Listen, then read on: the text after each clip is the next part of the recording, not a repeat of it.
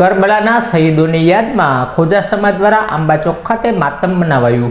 શહીદે કરબલા હજરત ઇમામ હુસૈન સાહેબ તથા તેમના સાથે શહીદ થયેલા સાથીઓને 3 દિવસ ભૂખ્યા અને તરસ્યા રાખી તેમણે શહીદી વહોરી હતી। તેમની યાદમાં ખોજા સમાજ દ્વારા આંબા ચોક ખાતે માતમ કરવામાં આવતા આ માતમમાં ખોજા સમાજના મોટાથી લઈ બાળકો સુધી મિતલીસ માતમ અને આગ ઉપર ચાલી માતમ મનાવી શ્રદ્ધાંજલિ શહીદોને પાઠવી હતી।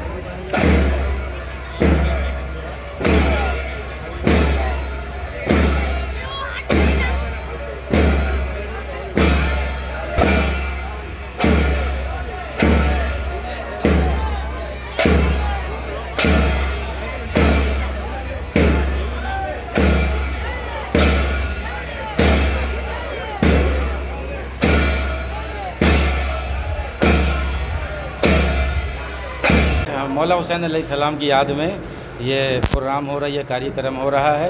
इसका मकसद ये है कि लोगों तक इंसानियत का पैगाम पहुँचे। और आप देखिए कि हमारे छोटे छोटे बच्चे पानी की सबील लगाए हुए हैं कि जो सबको पानी पिला रहे हैं, कोई प्यासा न रहे।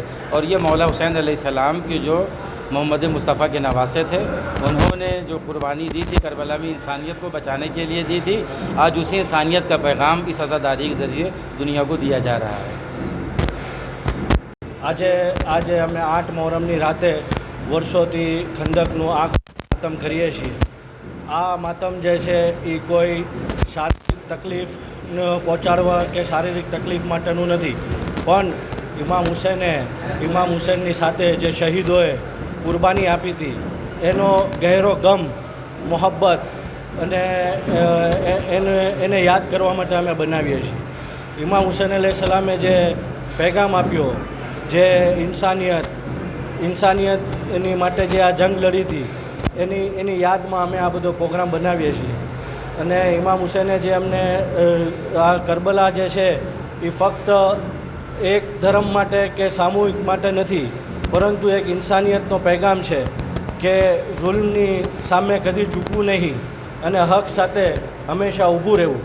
હું ભાવનગર જમાત વતી ભાવનગરના દરેક સભ્યો, મીડિયા ટીમ, પોલીસ ટીમ, એડમિનિસ્ટ્રેશનનો શુક્રગુજાર છું કે તે લોકોએ બહુ અમન, ભાઈચારો અને સારી વ્યવસ્થા સાથે આ મુબારક દિવસોમાં બહુ સારી વ્યવસ્થાને કરી છે. એના વતી હું બધાનો આભાર માનું છું.